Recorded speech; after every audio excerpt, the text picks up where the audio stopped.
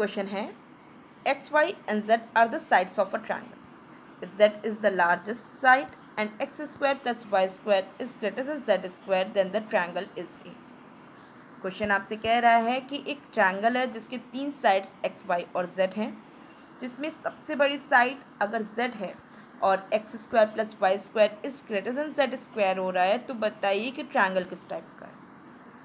तो जैसा कि क्वेश्चन में 3 साइड्स एक्स वाई जेड के रूप में दिया है, जिसमें सबसे बड़ी साइड जेड है और X square plus Y square is greater than Z square का केस बन रहा है, तो ऐसे में ये जो ट्राइंगल होगा ये एक्यूट एंगल ट्राइंगल होगा।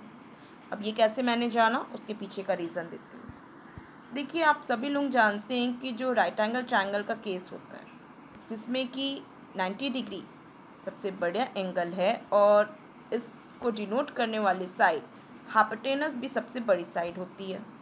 ठीक है, ऐसे में आपको ये दो परपेंडिकुलर साइड एक्स और Y comparison to hypotenuse means comparison to Z छोटे ही मिलेंगे और as a Pythagoras theorem X square plus Y square equal होगा जेड स्क्वायर के, और ये इक्वेशन तो सबको लर्न है, किसी को डाउट भी नहीं है। अच्छा, आप एक बात ध्यान दीजिए कि यहाँ पे 90 डिग्री है एंगल और इसको डिनोट करने वाली ये साइड है जो कि हाइपोटेनस है, जो कि यहाँ पे पाइथागोरस थ्योरम के हिसाब से X square plus Y square equal बना है जेड स्क्वायर के। लेकिन अगर मैं यहाँ 90 डिग्री के एंगल यहाँ पे जो दिया हुआ है उसे कम कर दूँ, मीन्स अब यहाँ पे ये जो एंगल हो जाएगा 90 डिग्री से कम, और वैसे ही x जितना बड़ा है वही x, y जितना बड़ा है उतना ही y। अब यहाँ पे ये जो z मिलेगा मुझे, ये जो नया ये z मिलेगा, ये z कंपेरिजन टू इस z के छोटा होगा, क्योंकि इसको डिनोट करने ये जो नया z मुझे मिला है, ये इसको डिनोट करने वाला जो एंगल है वो 90 डिग्री के कंपेरिजन में क्या है, छोटा है। तो ऐसे में आपको ये जो ब्लैक कलर का z मिला है, मीन्स एक्यूट एंगल ट्रायंगल के समय में जो z सबसे बड़ी साइड मिली है वो comparison to right angle triangle के हाइपोटेनस z से छोटी ही होगी। तो इसका मतलब क्या हुआ कि अब मैं X square plus Y square लूँगी, क्योंकि x और y की लेंथ तो सेम है।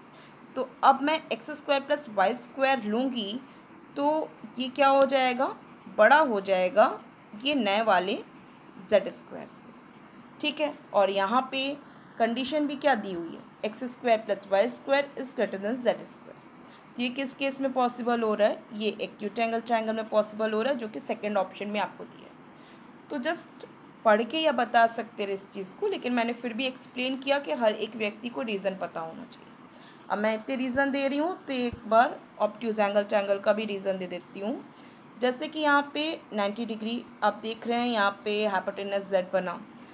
अब क्या करते हैं कि मैं y और x को उतनी ही लेंथ ले लेती हूँ और ये जो एंगल है ये अब मैं ले लेती हूँ ऑब्ट्यूज एंगल 90 डिग्री से अबव एंगल। तो ऐसे में आपको यहाँ पे जो अब नया z मिलेगा, ये ब्लू कलर का, ये जो z मिलेगा ये comparison to right angle triangle के z मीन्स हाइपोटेनस के कंपेरिजन में क्या होगा, बड़ा होगा, क्योंकि नए वाले z को डिनोट करने वाला जो एंगल है वो क्या है, 90 डिग्री से बड़ा है।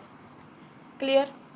तो ऐसे में आप सब समझ पा रहे हैं कि x और y की लेंथ तो मैंने बदला नहीं है, तो अब X square plus Y square छोटा हो जाएगा ये नए वाले जेड स्क्वायर मीन्स ये ऑब्ट्यूज एंगल ट्रायंगल के ऑब्ट्यूज एंगल को डिनोट करने वाला ये जो जेड है ब्लू कलर का, उसके कंपेरिजन में means X square plus Y square is less than Z square हुआ, ये ऑब्ट्यूज एंगल ट्रायंगल के केस में बने। तो सबको सब अच्छे से समझ में आ रहा है किस टाइप के ट्रायंगल के केस में किस टाइप का इक्वेशन होगा, ये आप सभी समझ पा रहे हैं। और इस टाइप के क्वेश्चंस बहुत ज़्यादा आपके एग्ज़ाम में पूछे जाते हैं। अब ये तो कोई नहीं पूछेगा, जाहिर सी बात है, सभी को लर्न रहता है, आपके एग्ज़ाम में इस तरीके से क्वेश्चन बनते हैं और ये चीज़ आपको बेसिक क्लियर होनी चाहिए।